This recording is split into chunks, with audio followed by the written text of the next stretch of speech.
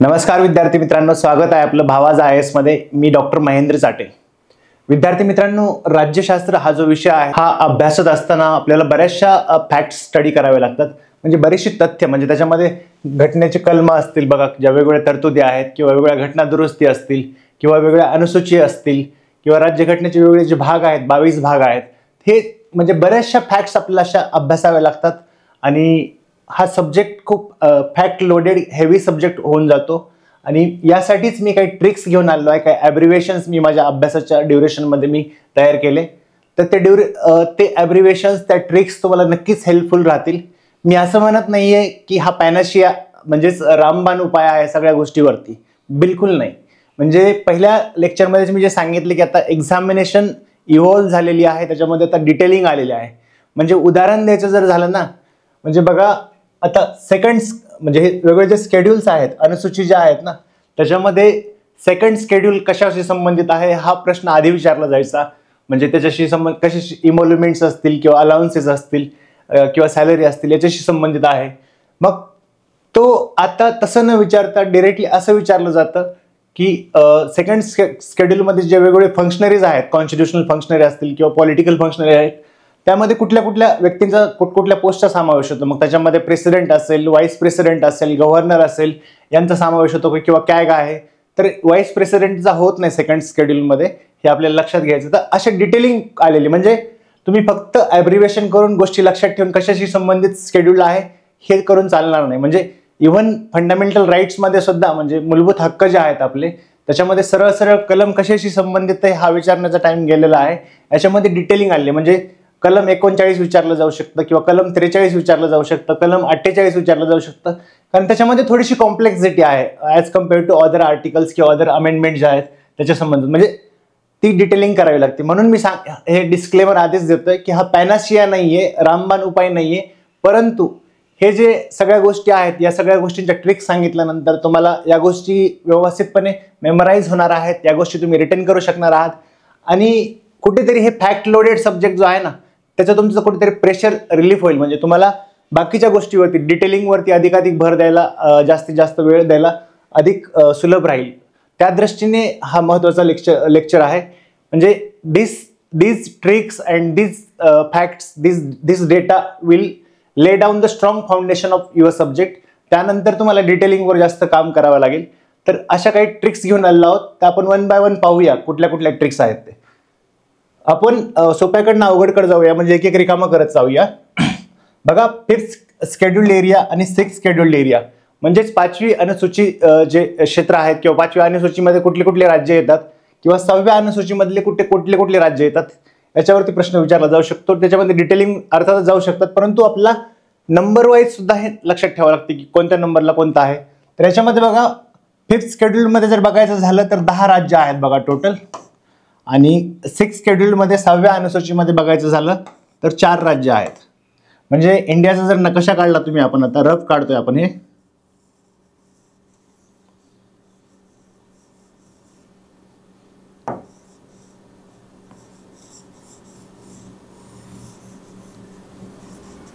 तर बघा याच्यामध्ये तुम्हाला नॉर्थ ईस्टचा जो एरिया आहे, तिकडचे जे ट्रायबल एरिया आहेत, आदिवासी क्षेत्र तिकडचे जे आहेत ना, त्यांना 6th शेड्यूलमध्ये टाकलेले आहे. असे 4 राज्य आहेत बघा. आता कुठले राज्य आहेत, त्याची ट्रिक्स काय आहे, आधीच्या लेक्चरमध्ये सांगितली, पुन्हा आपण ती रिपीट करतोय. ट्रिक अशी आहे की अमेठी राम किंवा तुम्ही असंही लक्षात ठेवू शकता अमेठीचा राम. म्हणजे काय, म्हणजे आसाम, मे म्हणजे मेघालय, टी म्हणजे त्रिपुरा, राम म्हणजे मिझोराम. तर असे 4 राज्य आहेत 5व्या अनुसूचीमध्ये. मग अर्थातच त्याच्यामध्ये आता ऑटोनॉमस डिस्ट्रिक्ट काउन्सिल म्हणजे स्वायत्त जिल्हा मंडळे स्थापन करायची असतात. त्याच्यामध्ये मेंबर 26 असतात, 26 इलेक्टेड असतात, प्रत्यक्ष निवडून आलेले.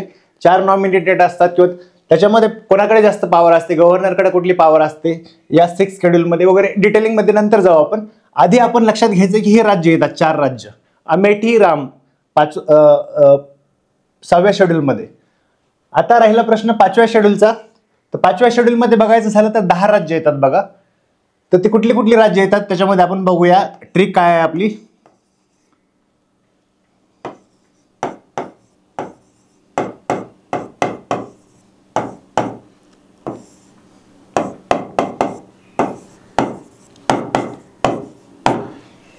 हिमाच्छादित मोगरा, हिमाच्छादित हा मराठी शब्द आहे आपला. ही म्हणजे ही म्हणजे हिमाचल प्रदेश, म म्हणजे मध्य प्रदेश, छ म्हणजे छत्तीसगड. आता दी म्हणजे ओडिसा इथं पण घेऊ शकतो किंवा इथं ओ घेतलेलंच आहे आपण, तर मग इथंच घेतलं समजा आपण. दी म्हणजे ओडिसा, त म्हणजे तेलंगणा, हे एवढे राज्य झाले. त्याच्या पुढे बघा आता महाराष्ट्र. आता ओडिसा इथं घेतलेलं आहे दी मध्ये म्हणून ते घेत नाही आपण. गुजरात, राजस्थान आणि हे आहे बघा आंध्र प्रदेश. तर हे एवढे 10 राज्य आहेत. म्हणजे बघा 1 2 3 4 5 6 7 8 9 आणि याच्यानंतर मोगरा हे टच राहिलं बघा, त पासून तेलंगणा आहे.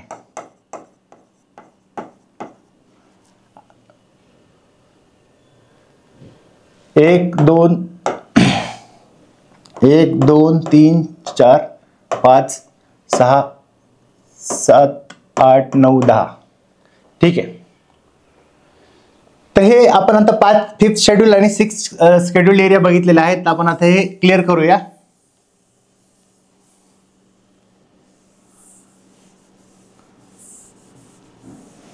आता त्यानंतर आपण पाहणार आहोत बघा राज्यघटनेचे भाग कुठले कुठले आहेत. म्हणजे 22 भाग आहेत आपल्या राज्यघटनेमध्ये. ते कुठले कुठले भाग आहेत ते आपण पाहूया. तर राज्यघटनेमध्ये जे भाग आहेत 22, ते जर आपल्याला व्यवस्थितपणे कळले की कुठले कुठले 22 भाग आहेत, तर आपल्याला अधिक सुलभ जातं गोष्ट राज्यघटना लक्षात ठेवण्यासाठी किंवा आठवणीत ठेवण्यासाठी. म्हणजे एक ढाचा जो आहे, एक चौकट जी आहे ती तुमच्या डोक्यामध्ये तयार असते. तुम्हाला जर व्यवस्थितपणे घटनेचे भाग जर माहीत असतील तर. याच्यासाठी मी ट्रिक केलेली आहे बघा. आपण आधी नंबरिंग देऊया 22 पार्ट जे आहेत ना त्याच्याबद्दल. बरं, आधी ट्रिक सांगतो मी तुम्हाला. ट्रिक अशी आहे, you citizens redirect your duties. You should not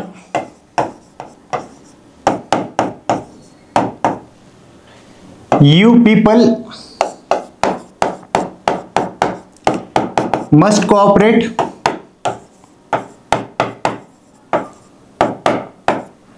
to repeat steps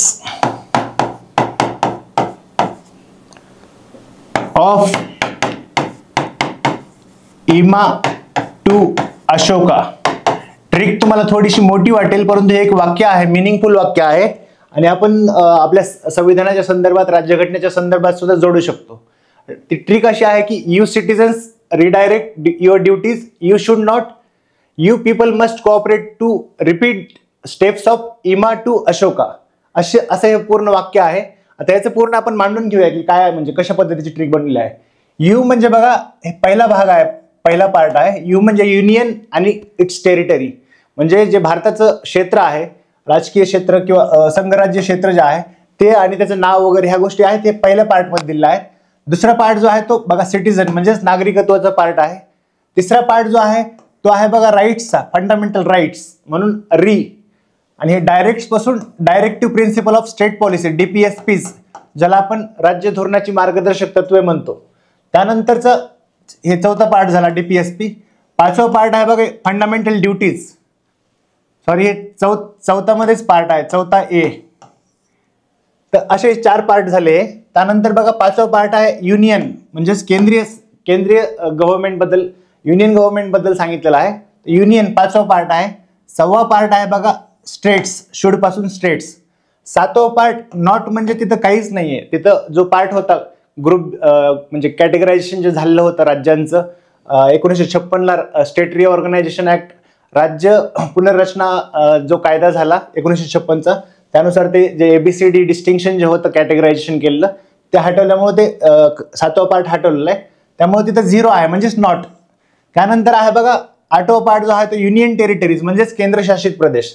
9वा part जो आहे तो बघा पंचायत राज, म्हणजे पंचायती राज इन्स्टिट्यूशन. त्याच्यामध्ये 9A जे आहे म्युनिसिपल कॉर्पोरेशन्स मस्ट पासून. त्याच्यानंतर 9B जे आहे ते कोऑपरेटिव्ह सोसायटी, कोऑपरेट. ठीक आहे. त्याच्यानंतरचा 10वा जो पार्ट आहे तो ट्रायबल एरिया किंवा शेड्युल्ड एरिया आपण म्हणतो, ते ट्रायबल एरिया असं लक्षात ठेवा. त्यानंतर 10वा झाला.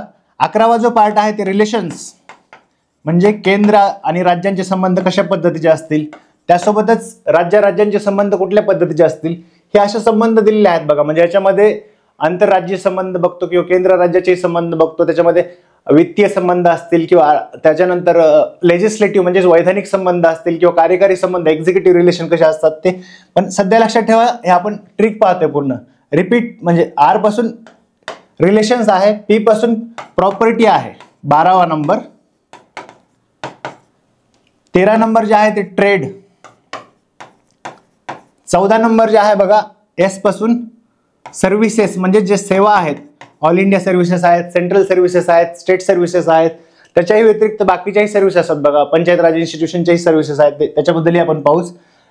त्याच्यानंतर टी पासून बघा ट्रिब्युनल्स म्हणजेच लवाद असतात बघा, प्रशासकीय लवाद, प्रशासकीय जे सेवक असतात नोकरीमध्ये सरकारच्या, त्यांच्या नोकरी संदर्भात काही तरतुदी संदर्भात काही वाद निर्माण झाले तर अशा प्रशासकीय लवादामध्ये त्याचं निवारण केलं जातं, त्याच्याबद्दल हे आहे. हे 14 जे आहे ते सर्व्हिसेस, 14B जे आहे ते ट्रिब्युनल्स आहे बघा.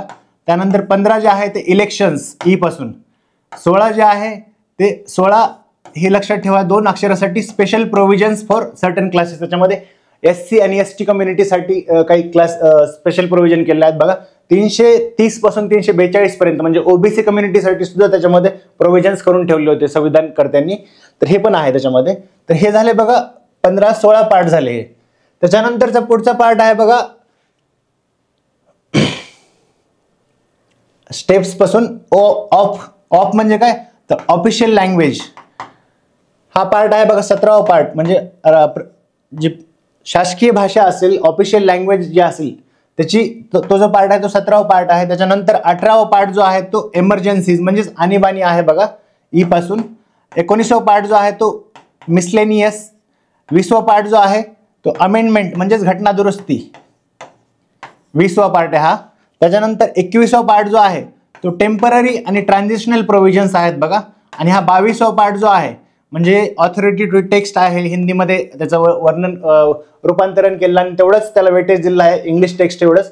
ते ऑथॉरिटी टू टेक्स्ट आहे किंवा त्याच्यानंतर शॉर्ट टायटल्स आहेत किंवा कमेन्समेंट ऑफ द कॉन्स्टिट्यूशन वगैरे, ह्या अशी ट्रिक आहे. तर म्हणजे 22 पार्ट्स तुम्हाला जर माहीत असतील आणि त्याच्या पुढची स्टेप आहे बघा आर्टिकल्स, तेही मी तुम्हाला सांगेल. म्हणजे आपला प्रतिसाद भेटला नक्कीच तर काही सांगेल की ते आर्टिकल्स सुद्धा कसे लक्षात ठेवायचे, या पार्टच्या संदर्भात कुठले कुठले आर्टिकल. म्हणजे बघा युनियन बद्दल 1 ते 4 आहे, सिटीजन बद्दल 5 ते 11 आहे, त्याच्यानंतर फंडामेंटल राईट जे आहेत ते 12 ते 35 आहे, डायरेक्टिव्ह प्रिन्सिपल जे आहेत ते 16 ते 51 आहे किंवा त्याच्यानंतर 51A मध्ये ड्युटीज आहेत. असं सगळं आपण मी तुम्हाला ट्रिक्समध्ये सांगेल ते पण. तर हे आता एवढे पार्ट्स जर तुम्हाला माहीत असतील तर एक संविधानाचं जे आपलं एक स्ट्रक्चर आहे, जी चौकट आहे, जी रचना आहे ती तुमच्या डोक्यामध्ये येण्यासाठी खूप मदत होते. आणि या गोष्टीचा तुम्हाला उपयोग मुख्य परीक्षेमध्ये सुद्धा खूप होणार आहे, हे तुम्हाला कळेल पुढे आता. तर हे आपण सध्या बघितलं की जे पार्ट्स आहेत, संविधानाचे जे भाग आहेत ते कसे कसे आहेत, कुठले कुठले आहेत हे आपण पाहिलेलं आहे. याच्यानंतर आपण पुढच्या ट्रिककडे वळणार आहोत. त्याच्या आधी आपण बोर्ड क्लिअर करून घेऊया. हा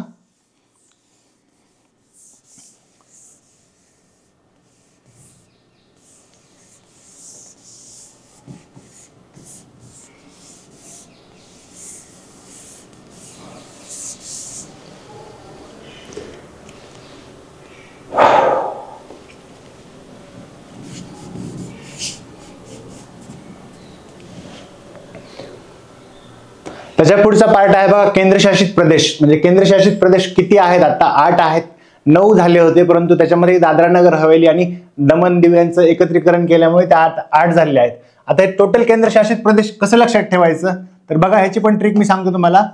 दादी पुढे जा, आपण असंच टाईप करतो ना मेसेज करताना व्हॉट्सअप वरती, पुढे जा, चला आणि लढा, लढाच असं सांगू आपण. म्हणजे ठीक आहे. आता हे काय दादी म्हणजे काय, हे दादरा नगर हवेली दीव दमन. त्याच्यानंतर आहे बघा पुड्डुचेरी, तेच आधी पॉंडिचेरी होतं, त्यानंतर डे पासून दिल्ली, त्याच्यानंतर हे जम्मू अँड काश्मीर, आता हे सेपरेट झालेले आहेत दोन्ही युनियन टेरिटरीज. त्याच्यानंतर आहे बघा चला म्हणजे चंदीगड आणि हे लक्षद्वीप, आणि म्हणजे काय अंदमान निकोबार, आणि लडाच म्हणजे हे लडाख आणि हे चंदीगड. अशा पद्धतीने आपण बघितलेलं आहे किंवा लडाच असं झालं. तर याच्यामध्ये सर्व केंद्रशासित प्रदेश आले बघा. त्याच्यानंतर काही केंद्रशासित प्रदेश असे आहेत की त्याच्यामध्ये त्यांना विधानमंडळाची सुविधा दिली आहे, म्हणजे लेजिस्लेटिव्ह असेंब्ली, विधानसभा जी आहे त्या केंद्रशासित प्रदेशांमध्ये आहे. म्हणजे त्याचं उदाहरण द्यायचं झालं त्याला पण ट्रिक आहे बघा. पुढे जा.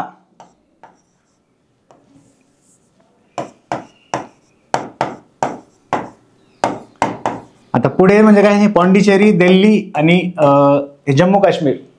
त्याच्यामध्ये या तीन केंद्रशासित प्रदेशांनाच विधानसभेची सुविधा दिलेली आहे. विधानसभा आहे, तिथं लोकांनी निवडून दिलेले प्रतिनिधी असतात त्याच्यामध्ये, म्हणजे हे राज्य विधिमंडळावाले हे झालं. त्यानंतर आहे बघा लेफ्टनंट गव्हर्नर कुठल्या कुठल्या युनियन टेरिटरीज मध्ये असतो. तर त्याचीच पुढची ट्रिक आहे बघा ही. पुढे जा अनिल. म्हणजे एवढ्या ठिकाणी लेफ्टनंट गव्हर्नर असतो, म्हणजे कुठे कुठे पुडुचेरी, दिल्ली, जम्मू काश्मीर, त्यानंतर अंदमान निकोबार आणि लक्षद्वीप एवढ्या ठिकाणी लेफ्टनंट गव्हर्नर असतो. सॉरी, लक्षद्वीप नाही, हे लडाख आहे. ठीक आहे. तर त्याच्यानंतर ऍडमिनिस्ट्रेटर कुठं असतो, म्हणजे प्रशासक जे असतो राष्ट्रपतीने निवडलेला, तो प्रशासक कुठं असतो तर ते लक्षात ठेवू शकता तुम्ही असं. दीदीचं लक्ष म्हणजे काय, दादरा नगर हवेली, दमण दीव, चंदीगड, लक्षद्वीप एवढ्या राज्यांमध्ये तुम्हाला ऍडमिनिस्ट्रेटर, प्रशासक आढळतो तुम्हाला एवढ्या केंद्रशासित प्रदेशांमध्ये. आता ही पण ट्रिक झालेली आहे. आपण आता पुढच्या ट्रिक कडे वळूया.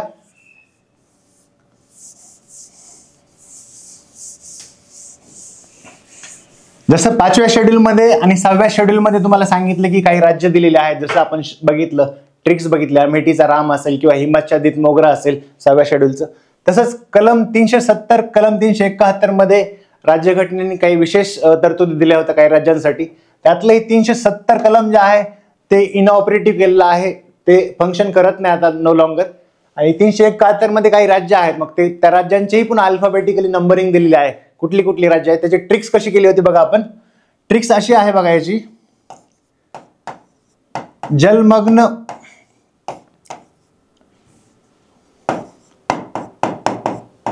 अमानत और सिमी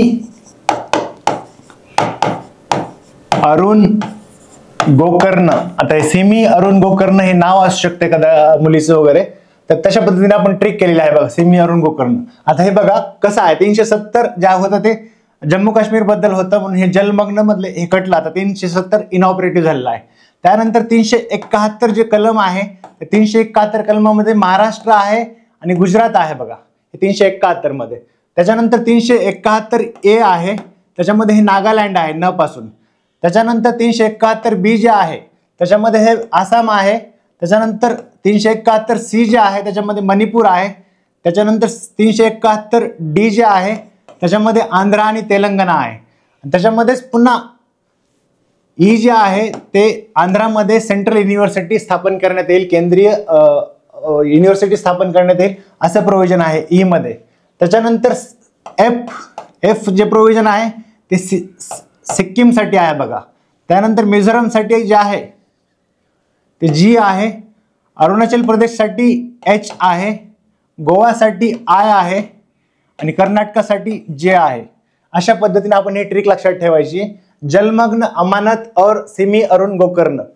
तर ही ट्रिक झालेली. आता मग 370, 371 कलम हे राज्य सुद्धा आपण शिकलेले आहेत. नो डाऊट याच्यामध्ये प्रोव्हिजन्स तुम्हाला लक्षात घ्यावे लागतील, कशा पद्धतीच्या विशेष तरतुदी केलेल्या आहेत. महाराष्ट्र गुजरातच्या संदर्भात बघा, जे बॅकवर्ड रिजन आहेत, मग मराठवाडा असेल किंवा विदर्भ असेल यांच्या संदर्भामध्ये काही डेव्हलपमेंटल काउन्सिल्स म्हणजेच विकास मंडळ स्थापन करण्याची तरतूद दिलेली आहे. त्यासोबतच नोकऱ्यांमध्ये वगैरे रिझर्वेशन पण तसं दिलेलं आहे काही जे म्हणजे जे एरियाज बॅकवर्ड आहेत त्याच्यामध्ये.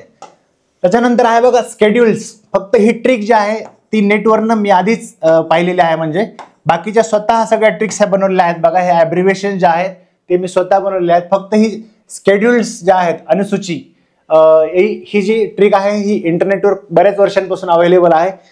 याच्यामध्ये बऱ्याच वेळेला प्रश्न विचारला जायचा आतापर्यंत, परंतु आता याच्यामध्ये डिटेलिंग मध्ये चालले आहेत.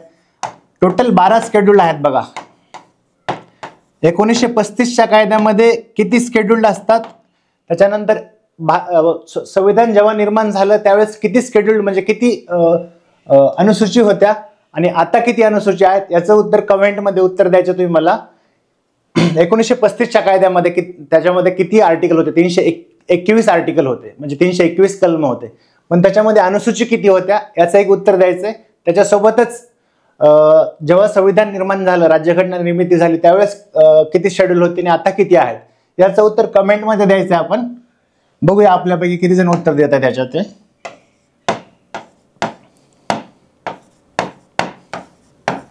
बघा याच्यामध्ये 12 शेड्यूल जे आहेत, 12 अनुसूची जे आहेत ते कुठल्या कुठल्या, याची ट्रिक्स कशी करतात बघा. हे युनियन पासून हे पहिला आहे टियर्स, म्हणजे टी म्हणजे काय, टेरिटरी काय आहे, क्षेत्र कुठलं कुठलं आहे. त्याच्यामध्ये पहिल्या अनुसूचीमध्ये दिलेलं आहे भारताचं क्षेत्र असेल किंवा वेगवेगळ्या राज्यांचं क्षेत्र असेल किंवा केंद्रशासित प्रदेशांचं क्षेत्र जे आहे हे क्षेत्र दिलेलं आहे, ते टी पासून दिलेलं आहे. टेरिटरी.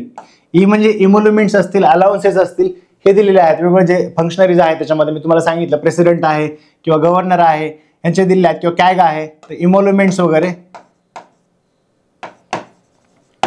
त्याच्यानंतर ओथ अँड अफर्मेशन्स, म्हणजे जे फंक्शनरीज आहेत, पॉलिटिकल फंक्शनरीज, त्यांना काही ज्या शपथ घ्यायचे असतात त्याच्यामध्ये कुठल्या कुठल्या गोष्टींचा अंतर्भाव असेल हे तिसऱ्या शेड्यूलमध्ये दिलेलं आहे, ओथ अँड अफर्मेशन.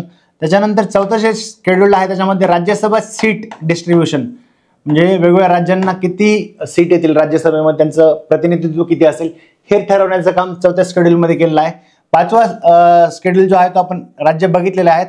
हे शेड्यूल्ड एरियाज आहेत, म्हणजे शेड्यूल्ड एरिया कुठले, मुख्य भूभागातले जे आपण 10 राज्य बघितले वेगवेगळे, ते शेड्यूल्ड एरिया 5व्या शेड्यूलमध्ये दिलेले आहेत. त्यांना विशेष तरतुदी केलेल्या आहेत बघा तिथं, म्हणजे ट्रायबल ॲडवायझरी काउन्सिल असते, आदिवासी मार्गदर्शक मंडळ म्हणून, त्याच्यामध्ये आदिवासी आमदार असतात, त्याच्यामध्ये महाराष्ट्रामध्ये पण आहे ते. त्याच्यानंतर 6वं शेड्यूल जे आहे ते ट्रायबल एरिया असतात बघा, म्हणजे आदिवासी क्षेत्र कुठले, नॉर्थ ईस्ट मधले आपण जे बघितले, अमेठी, राम. त्यानंतर 7वं शेड्यूल जे आहे ते सब्जेक्टची लिस्ट असते बघा.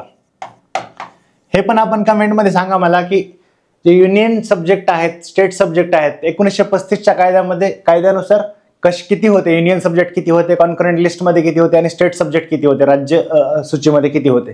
त्यानंतर स्वतंत्र राज्यघटना निर्माण झाल्यानंतर त्यावेळेस किती होते आणि आता किती आहेत हेही सांगायचं आहे आपण कमेंटमध्ये. बरं, हे झाले सब्जेक्ट. त्याच्यानंतर 8वं शेड्यूल जे आहे तर लँग्वेजेस कुठल्या कुठल्या आहेत, म्हणजे ऑफिशियल लँग्वेजेस असतील बघा, टोटल 22 लँग्वेजेस दिले आहेत आपल्या याच्यामध्ये. तर त्याच्यामध्ये कुठल्या कुठल्या भाषा आहेत, त्याच्यामध्ये मग त्याच्याशी संबंधित घटना दुरुस्ती सुद्धा दिलेल्या आहेत बघा.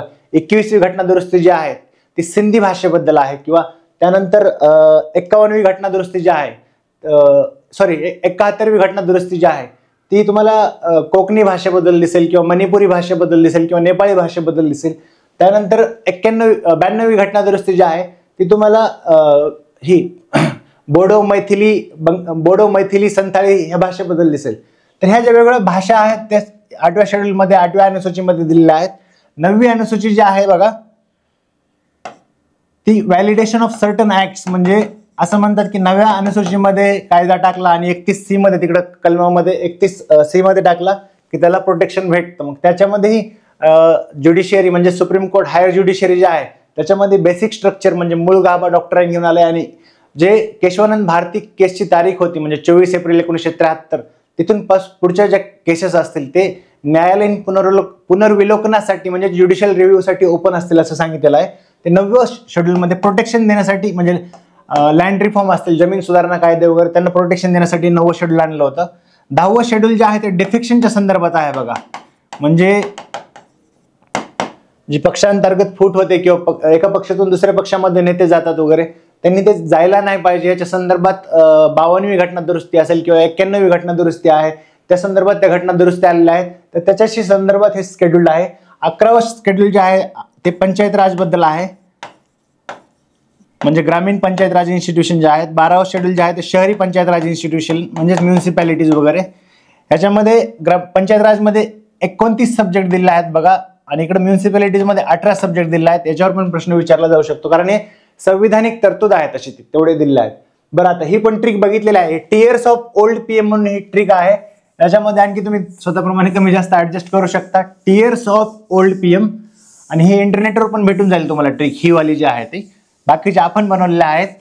हे पुन्हा पुन्हा यासाठी सांगतोय कारण याच्यामध्ये मेहनत असते आणि तुम्हाला ह्या गोष्टीमुळे खूप जास्त इझी कसं कॉन्टेंट होऊन जाईल, म्हणजे तुम्हाला गोष्टी स्पष्ट दिसतील आणि तुम्ही बाकीच्या गोष्टीवरती जी एनर्जी तुम्हाला ह्या फॅक्ट्सवरती फोकस करावी लागायची ती खूप म्हणजे रिलीज होते, तुम्ही बाकीच्या गोष्टीमध्ये वापरू शकता.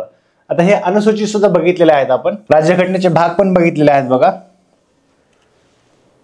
त्याच्यानंतर आहे बघा राज्य आणि केंद्रशासित प्रदेश यांच्या निर्मितीचा क्रम आणि ज्या घटना दुरुस्ती आहेत त्याच्या संदर्भात राज्य आणि केंद्रशासित प्रदेश निर्माण करताना त्या संदर्भात तर ते पाहूया आपण.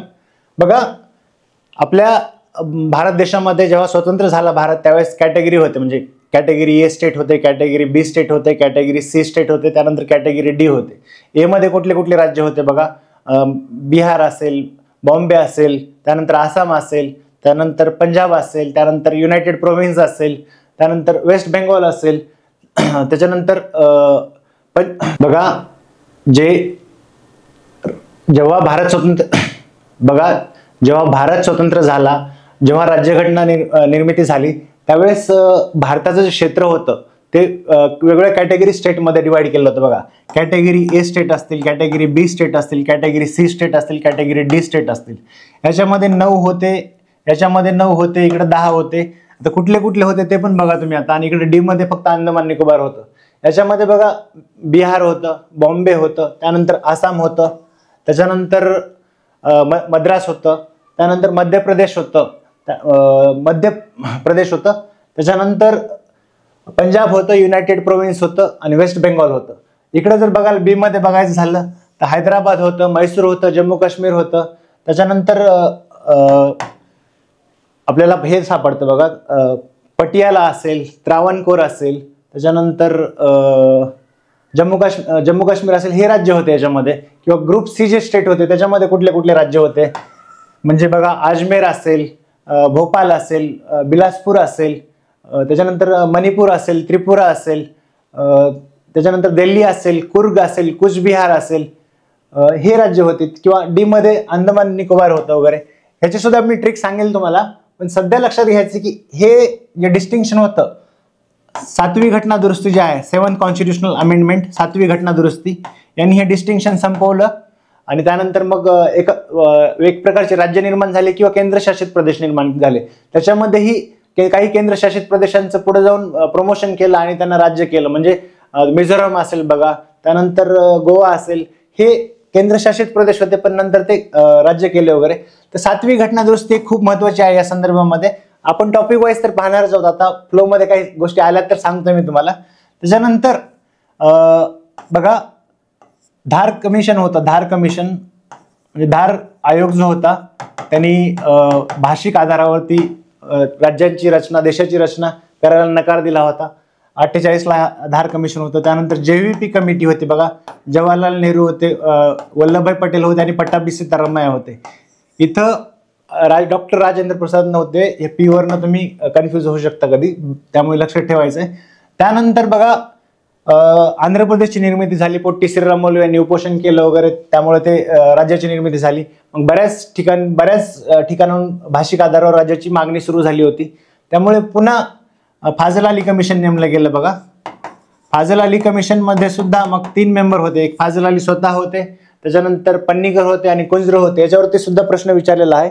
मग यांनी भाषिक आधारावर म्हणण्यापेक्षा बाकीचे काही गोष्टी सांगितल्या. त्याच्यामध्ये युनिटी, इंटिग्रिटी सगळ्यात मोठा फॅक्टर असेल, सिक्युरिटी महत्वाचा देशाची हे महत्वाचा फॅक्टर असेल, त्यानंतर कल्चर, लँग्वेज असेल किंवा प्रशासकीय सोय, ऍडमिनिस्ट्रेटिव्ह कन्व्हिनियन्स असेल किंवा फायनान्शियल इकॉनॉमी, बाकीचे कन्सिडरेशन त्यांनी सांगितले होते. मग त्यानुसार पुढे जाऊन वेगवेगळ्या राज्यांची निर्मिती झाली. मग त्याचा जो क्रम आहे, मग 7व्या घटना दुरुस्तीमध्ये कुठकुठल्या राज्यांची पुनर्रचना झाली. मग तुम्हाला मद्रासमधून केरला बाहेर झालेलं दिसेल, आंध्र प्रदेश तयार झालेलं दिसेल, त्याच्यानंतर मैसूर म्हणजेच आता त्यानंतर कर्नाटक नाव दिलं आहे ते तयार झालेलं दिसेल. किंवा नॉर्थमध्ये सुद्धा किंवा बॉम्बे प्रांतामध्ये सुद्धा ह्या 7व्या घटना दुरुस्तीनुसार सौराष्ट्राचा पार्ट आणि मराठवाड्याचा पार्ट जॉईन केला होता 1956 लाच. किंवा उत्तर प्रदेश म्हणजे मध्य भारतामध्ये सुद्धा मध्य प्रदेशला भोपाळ वगैरे जॉईन केलेलं होतं. म्हणजे हे आपण पाहत असतो. तर त्याच्यानंतर मग राज्य निर्मितीच्या गोष्टी सुरू होतात, राज्य निर्मितीचा क्रम सुरू होतो.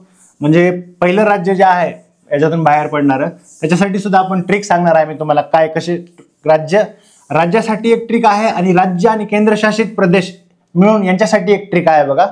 राज्यांसाठी जी ट्रिक आहे ती अशी आहे,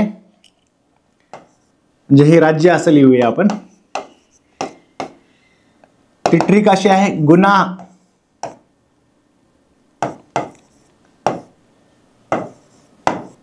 ही माती घे,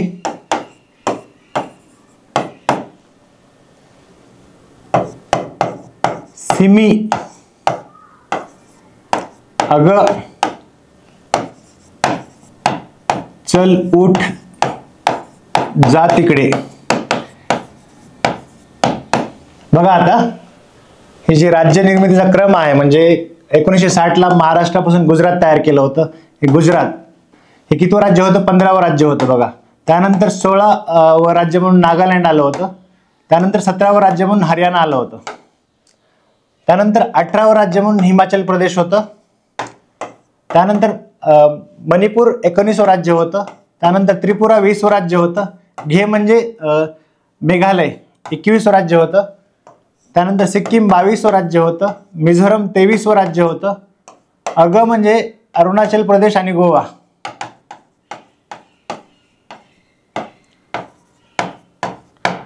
अरुणाचल प्रदेश जे आहे ते 24वं राज्य होतं. गोवा जे आहे ते 25वं राज्य होतं. त्यानंतर चल पासून छत्तीसगड हे 26वं राज्य होतं. उठ म्हणजे उत्तराखंड 27वं राज्य होतं. झारखंड जा म्हणजे झारखंड 29वं राज्य होतं. तिकडे म्हणजे 28वं राज्य होतं झारखंड. तिकडे म्हणजे तेलंगणा 29वं राज्य होतं. या अशा पद्धतीने ही राज्याची ट्रिक झाली. काय? गुन्हा ही माती घे, किंवा गुन्हा मराठीत पण नाव आहे पण त्याला ह लावावं लागेल इथे. बरं, ही झाली एक ट्रिक याच्यामध्ये राज्यघटना निर्मितीच्या क्रमामध्ये. पण काही वेळेला असं विचारू शकतात की राज्य आणि केंद्रशासित प्रदेश हे मिक्स करून विचारू शकतात आपल्याला. मग ह्याची पण ट्रिक आहे बघा. ह्याची ट्रिक कशी आहे बघा. गुड्डा गुड्डी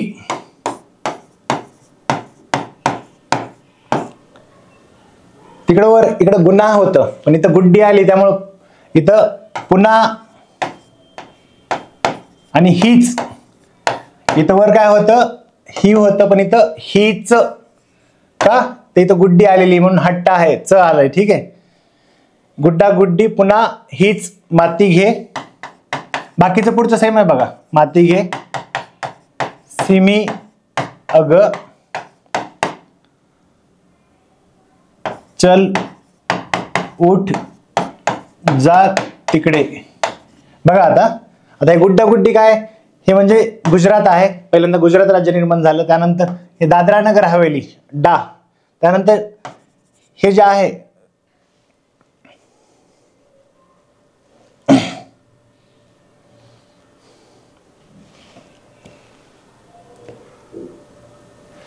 तर बघा आता आपण हे एक्झॅक्टली बघूया, समजून घेऊया. हे ग पासून गुजरात होतं. डा पासून दादरा नगर हवेली होतं.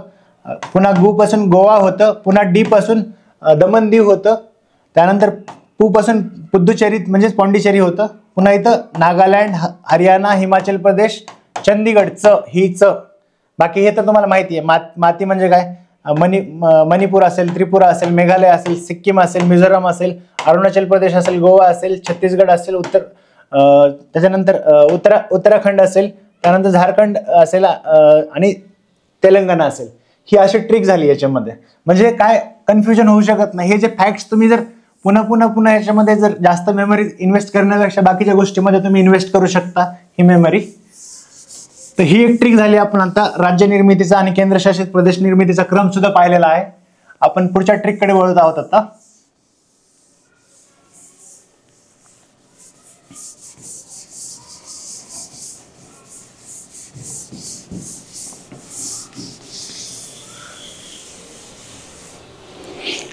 बघा याच्यामध्ये राज्यघटना कलमे बरेचसे महत्वाचे कलम आहेत ते आपण पाहूया. म्हणजे मी तुम्हाला एक 14 पर्यंत तर तुम्हाला आधीच ट्रिक सांगितली होती बघा पहिल्या लेक्चर मध्ये. काय ट्रिक होती? नारद, आयपीओ काय असतो? Initial public offering. इकॉनॉमिक्स मध्ये अर्थशास्त्रामध्ये शिकत असतो बघा. Narad, IPO, ACP, Sheila, doubts,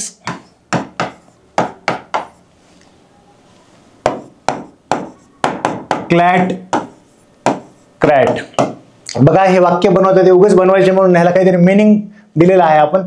याच्यामध्ये बघा एक नारद स्कॅम झालं होतं वगैरे तशा टाईपमध्ये आपण लक्षात ठेवू शकतो की एक नारद कंपनी आहे, त्याचा IPO आहे, तिथं ACPC ला इन्व्हेस्टिगेशनसाठी येते, जी की डाऊट करत असते कुठल्या गोष्टीवरती. क्लॅट म्हणजे काय असतं, कॉमन लॉ ऍडमिशन टेस्ट असते. तसंच आपण आणखी एक एक्झाम तयार केली, कॉमन रेव्हेन्यू ऍडमिशन टेस्ट म्हणजे क्लॅट क्रॅट, असं 2 एक्झाम तयार केल्या. ही तर एक्झाम आहेच already, common law admission test. तर बघा आता हे आर्टिकल मी तुम्हाला सांगितलेलं आहे. N पासून नेम आहे, युनियनचा असेल किंवा टेरिटरीचा असेल, त्याचं क्षेत्र असतील वगैरे.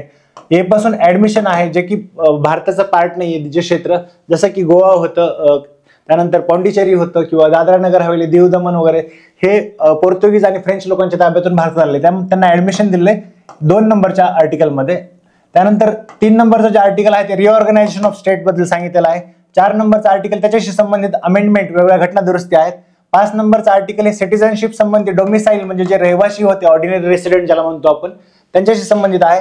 6वं आर्टिकल जे आहे त्याच्यामध्ये तुम्हाला इंडियामध्ये जे नागरिक आहेत स्वातंत्र्याच्या वेळेला, संविधान निर्मितीच्या वेळेस, त्यांचं नागरिकत्व, पाकिस्तान मधून भारतात आलेले नागरिक जे आहेत त्यांचं नागरिकत्व, त्यानंतर हे भारताच्या बाहेर राहणार आहे आउटसाइड इंडिया O पासून त्यांचं नागरिकत्व, त्यानंतर A पासून ऍक्विजिशन ऑफ अदर सिटिझनशिप, दुसरी देशाचं जर नागरिकत्व स्वीकारलं तर इथलं टर्मिनेट होतं, ह्याच्याबद्दल ते प्रोव्हिजन आहे. C पासून कंटिन्युएशन ऑफ सिटिझनशिप, तुम्ही एकदा नागरिक झालात तर तुम्ही कंटिन्यू करता, अनलेस तुम्ही असं काही करत नाही, डिसलॉयल्टी, फ्रॉड किंवा अशा पद्धती, किंवा काही वर्षांची सजा झालेली तुम्हाला, 5 वर्ष 3 वर्ष वगैरे, असं काही स्पेशली तुम्ही नॅचरलायझेशन वगैरे अशा पद्धतीने जर आलेलं असेल, रजिस्ट्रेशन वगैरे, तर तिकडे अडचणी येऊ शकतात. बरं, हे कंटिन्युएशन, नागरिकत्व कंटिन्यू राहील म्हणून सांगितलेलं आहे. त्यानंतर पुढचं जे आर्टिकल आहे पार्लिमेंट सांगितलेलं आहे, याच्यामध्ये नागरिकत्वासंबंधित जे कायदे बनवण्याचा अधिकार असेल तो संसदेला असेल असं सांगितलेलं आहे. म्हणजे हे सगळे आर्टिकल झाले बघा नागरिकत्वासंबंधात, म्हणजे 11 पर्यंत झाले हे. त्यानंतर आहे 12वं आर्टिकल जे आहे ते स्टेटची डेफिनेशन दिलेलं आहे. केंद्र शासन असेल, राज्य शासन असेल किंवा स्थानिक प्रशासन असेल किंवा अजून त्यांच्या वतीने काम करणारी कुठली ऑथॉरिटी असेल, हे राज्य यांच्या व्याख्येमध्ये बसतं. त्यानंतर कुठलाही फंडामेंटल राईट्सशी, मूलभूत हक्काशी संबंधित लॉ असेल, इनकन्सिस्टंट असेल, विसंगत असेल, तो हाणून पाडला जातो ज्युडिशियल रिव्ह्यू थ्रू, सुप्रीम कोर्टकडनं किंवा हायर ज्युडिशरीकडनं. LA पासून म्हणजेच काय, लॉ, इक्वॅलिटी बिफोर लॉ, ते आपण डिटेलमध्ये पाहणारच आहोत, फक्त सध्या आर्टिकल लक्षात ठेवा, इक्वॅलिटी बिफोर लॉ. D पासून प्रोहिबिशन ऑफ डिस्क्रिमिनेशन, भेदभाव करायचा नाही. O पासून equality of opportunity in public employment, म्हणजे सरकारी नोकऱ्यांमध्ये समान संधी. U पासून अनटचेबिलिटी, हा काढून टाकलेला गुन्हा आहे. त्यानंतर डाऊटमध्ये, डाऊटची स्पेलिंग DOUBT असते, पण इथं आपलं DOUT आहे बघा. त्यानंतर T जे आहे ते टायटल्स, म्हणजे वेगवेगळ्या पदव्या ज्या आहेत, म्हणजे राय बहादूर असेल किंवा अजून कुठले राजे महाराजे, हे पदव्या सगळ्या यांचं त्याग केलेला आहे आपल्या राज्यघटनेने, कुणालाच ती पदवी धारण करण्याची परवानगी नाही. त्याच्यानंतर पुढचा जो पार्ट आहे S, त्याच्यामध्ये आपण freedom of speech and expression किंवा बाकीचे सिव्हिल लिबर्टीज बघत असतो, ते स्पीच अँड एक्सप्रेशन म्हणून असं लक्षात ठेवलंय. C पासून protection in conviction against conviction of certain offences, म्हणजे काय, गुन्ह्याची कबुली देण्यापासून तुम्हाला प्रोटेक्शन दिलं आहे. म्हणजे त्याच्यामध्ये पोस्ट फॅक्टो कन्व्हिक्शन असेल किंवा डबल जिओ पॅरिटी आपण बघू आपण ते, इथं कन्व्हिक्शन लक्षात ठेवा. L पासून राईट टू लाईफ संदर्भात आहे. A पासून protection of from the arrest and detention आहे. म्हणजे हे बघा 20, 21, 22. T पासून ट्रॅफिकिंग आहे. C पासून चाइल्ड लेबर आहे, बाल कामगार वगैरे प्रोहिबिट केलेलं आहे, त्याच्या संदर्भात कायदा सुद्धा पास केलेला आहे. घरगुती कामामध्ये काही सवलत दिलेली आहे. त्याच्यानंतर पुढचं जे आहे ते रिलिजन बद्दल आहे बघा 25. त्याच्यानंतर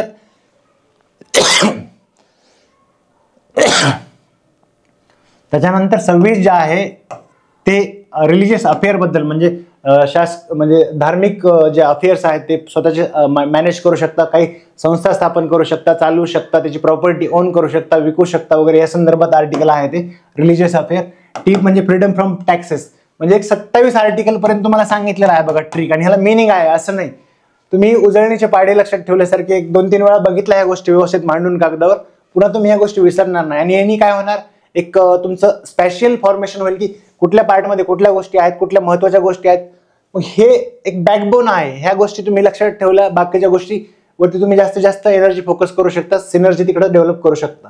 बरं, हे आर्टिकल झाले 27 पर्यंत. बघा, याच्यामध्ये माझी खरंच अपेक्षा आहे की आपण हा व्हिडिओ पाहिला, आपण जर लाईक केलं, याच्यावरती कॉमेंट केलं तर आपला जो व्हिडिओ आहे तो अधिकाधिक विद्यार्थ्यांपर्यंत जाईल आणि त्यांनाही फायदा होईल आणि मलाही सोपं राहील हे काम पुढे येण्यासाठी, आपल्या लोकांपर्यंत पोहोचण्यासाठी. तर माझी खरंच विनंती आहे आपल्याला की आपण जर खरंच आपला व्हिडिओ आवडत असेल तर आपण लाईक करायचं आणि त्यासोबतच शेअर करायचं मित्रांसोबत, आणि आपल्याला आवडला तर कॉमेंट सुद्धा करू शकता. बरं, तर हे 27 आर्टिकल पर्यंत बघितलेलं आहे. त्याच्या पुढचे आर्टिकल सुद्धा आपण पाहणार आहोत. कमीत कमी 1000 सबस्क्रायबर द्या, ही नम्र विनंती. रसिक मायबाप, विद्यार्थी मित्र, जनता. बरं, आता हे आर्टिकल बघितले किंवा त्याच्यानंतरही 52 पर्यंत तुम्हाला आर्टिकल सगळे माहितच पाहिजेत. बघा, त्याच्यानंतरचे काही महत्त्वाचे आर्टिकल्स आहेत, म्हणजे 52च्या नंतरचे सुद्धा, म्हणजे तुम्ही 61 नंबरचा आर्टिकल असेल, पार्डनिंग मर्सी पॉवर जे असते, इम्पिचमेंट जे असते प्रेसिडेंटची, किंवा 72 जे आहे पार्डनिंग पॉवर जे आहे, म्हणजे 61 कुठलं अभियोग, महाभियोग जो चालवला जातो राष्ट्रपतीवरती, 72 कुठलं तर ते आहे बघा पार्डनिंग पॉवर, म्हणजे राष्ट्रपतीचा दयेचा अधिकार याच्या संदर्भात आहे. त्याच्यानंतर बघा महत्वाचे आर्टिकल जर बघायचं झालं तर 82 सुद्धा खूप महत्वाचा आहे बघा, डिलिमिटेशन कमिशन म्हणजे परिसीमन आयोग, याच्याबद्दल विचारलं जाऊ शकतं. त्याच्यानंतर महत्वाचा आर्टिकल बघा 100 आहे, कलम कोरम बद्दल आहे. 105 जे आहे, जे प्रिव्हिलेजेस आहेत, विशेषाधिकार दिलेले लेजिस्लेटरला, त्याच्या संदर्भात आहे. त्याच्यानंतर महत्वाचा आर्टिकल पुन्हा पुन्हा विचारण्याची शक्यता असते बघा, 110 नंबरचा आर्टिकल जे आहे ते मनी बिल, धन विधेयक याच्या संदर्भात आहे बघा. 112 नंबरचा आर्टिकल जे आहे ते तुम्हाला अॅन्युअल फायनान्शियल स्टेटमेंट म्हणजेच वार्षिक वित्तीय विवरण, म्हणजे ज्याला आपण बजेट म्हणतो, याच्या संदर्भात आहे. त्याच्याच संदर्भात consolidated fund of India, contingency fund वगैरे याच्या संदर्भात पण काही आर्टिकल आहे ते. त्याच्यानंतर महत्वाचा आर्टिकल बघा 123, राष्ट्रपतीचा वटहुकूम काढण्याचा अधिकार असतो. त्याच्या संदर्भात ज्युडिशियल रिव्ह्यू म्हणजे न्यायालयीन पुनर्विलोकन आहे की नाही हे सांगू शकता तुम्ही मला कमेंटमध्ये. बरं, त्याच्या पुढचं जर आर्टिकल महत्वाचं म्हणायचं झालं, त्याच्या आधी इकडे 76 राहिलं बघा, advocate general of India, sorry attorney general of India. त्याच्यानंतर 148 जे आहे ते आहे बघा कॅगच्या संदर्भामध्ये. तर हे महत्वाचे आर्टिकल आहे. त्याच्यानंतर महत्वाचे पुढचे आर्टिकल कुठले जर महत्वाचे तुम्हाला वाटत असतील तर याच्यामध्ये बघा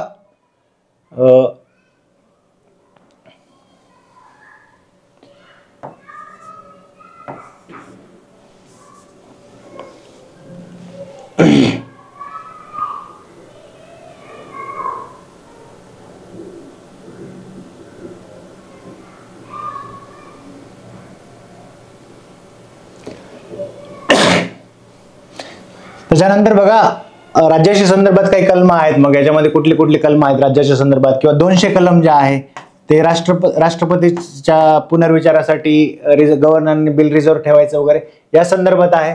एकदा बोर्ड क्लिअर करून घेऊया आपल्याला, म्हणजे सोपं जाईल आणखी.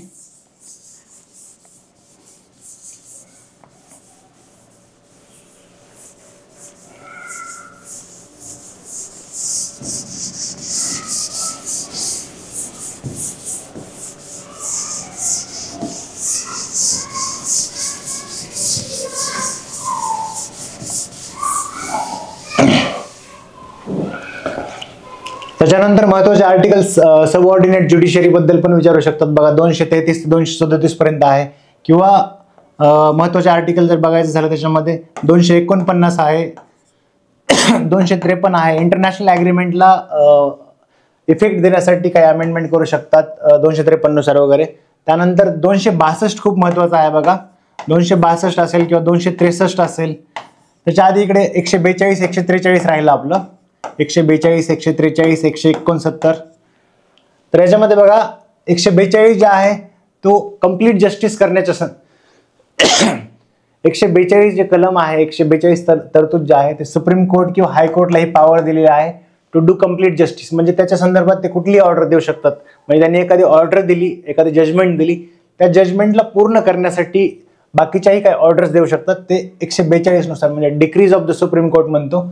143, 143 हे जे आहे ते राष्ट्रपती सुप्रीम कोर्टचा सल्ला घेऊ शकतात संविधानिक बाबींमध्ये. 169 जे आहे ते बघा आपलं काय म्हणतात त्याला विधान परिषद स्थापन करण्याच्या संदर्भात आहे.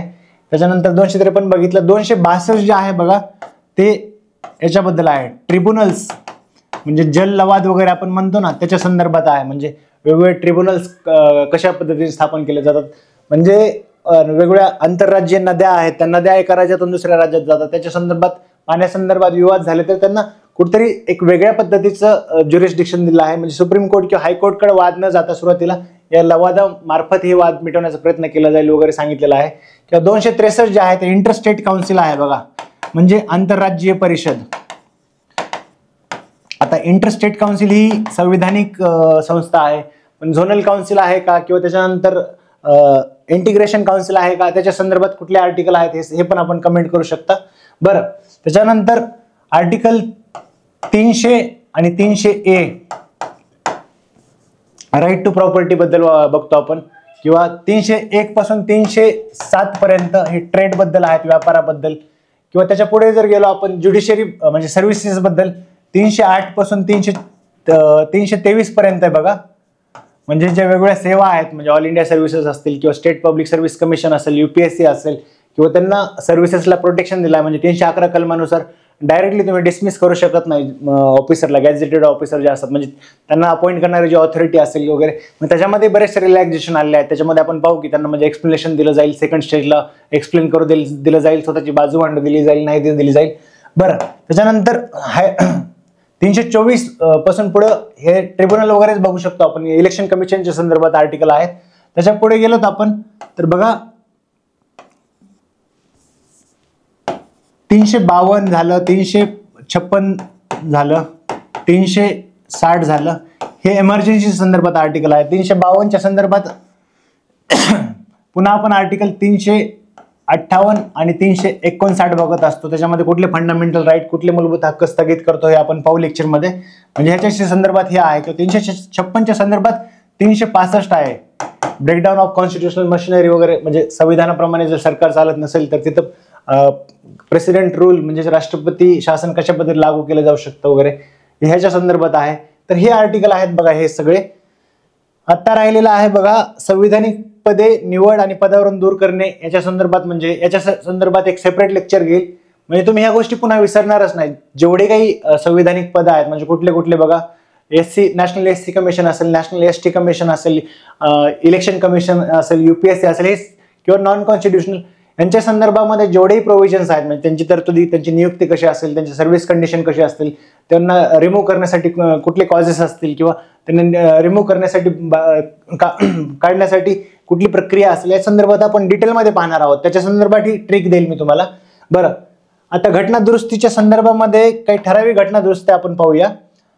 तेही आधी लेटेस्ट वाल्या पाहूया. बघा 97वी घटना दुरुस्ती जी आहे ती घटना दुरुस्ती 7 वरून लक्षात ठेवू शकता. सहकारामध्ये एकमेकांना कॉपरेट करून येतात ना पुढे, म्हणजे सहकार म्हणजे 97 बरं का. 98वी घटना दुरुस्ती जी आहे आपली ती आहे बघा हैदराबाद कर्नाटक रिजन संदर्भामध्ये. यांना स्पेशल प्रोव्हिजन दिलेले आहेत, जसं की मराठवाडा वगैरे आपण 371 मध्ये बघतो, तसं हैदराबाद कर्नाटक रिजन या क्षेत्रासाठी विशेष तरतुदी केलेल्या आहेत. 98वी घटना दुरुस्ती. 99वी घटना दुरुस्ती कसं लक्षात ठेवायचं, तर नॅशनल ज्युडिशियल अपॉइंटमेंट कमिशन, म्हणजेच काय, राष्ट्रीय न्यायिक नियुक्ती आयोग असं स्थापन केला होता. परंतु सुप्रीम कोर्टने तो घटनाबाह्य आहे, राजकीय व्यक्ती जजेसची नियुक्ती करू शकत नाहीत म्हणून तो स्ट्राईक डाऊन केला. तर हे एनजॅक लक्षात ठेवू शकता, 99वर विकेट गेली म्हणून. त्याच्यानंतर 100वा घटना दुरुस्ती जी आहे, 100वी घटना दुरुस्ती, ते असं लक्षात ठेवू शकतात की बांगलादेश सोबत सचिन तेंडुलकरची सेंचुरी झालेली आहे, म्हणजे बांगलादेश सोबत लँड बाउंड्री अग्रीमेंट झाली होती आपली त्या संदर्भामध्ये. किंवा 101वी घटना दुरुस्ती, GSTला खूप मोठा इनिशिएटिव्ह मानला जातो इकॉनॉमिक ग्रोथसाठी किंवा एक नॅशनल इंटिग्रेशनसाठी किंवा मार्केट तयार करण्यासाठी एक मोठा इनिशिएटिव्ह आहे. मग ते 101 म्हणजे नव्याने सुरुवात झालेली आहे म्हणून GST लक्षात ठेवू शकता. 102 जे आहे बघा, 2 वर्ण BC बॅकवर्ड क्लासेस, हे 2 शब्द लक्षात ठेवू शकता. 103 वर्ण EWS हे 3 शब्द आहेत याच्यामध्ये सुद्धा, हे ते लक्षात ठेवू शकता. 104 वर्ण SC ST असं हे 4 शब्द आहेत, त्याच्यामुळे लक्षात ठेवू शकता. 105 वर्ण SEBCs हे 5 शब्द झाले, SEBCs हे धरून 5 शब्द झाले, म्हणजे 105वी घटना दुरुस्ती झाली बघा ही. त्यानंतर 106वी घटना दुरुस्ती तर आपल्याला माहितीच आहे, महिलांना रिझर्वेशन दिलेलं आहे संसदेमध्ये किंवा राज्य विधिमंडळांमध्ये. बरं, आता सुरुवातीपासून काही घटना दुरुस्त्या बघूया. पहिली घटना दुरुस्ती जी होती बघा, याच्यामध्ये 3-4 गोष्टी महत्वाच्या आहेत, म्हणजे पुन्हा पुन्हा विचारली जाण्याची शक्यता आहे. एक आहे बघा रिझर्वेशनच्या संदर्भामध्ये,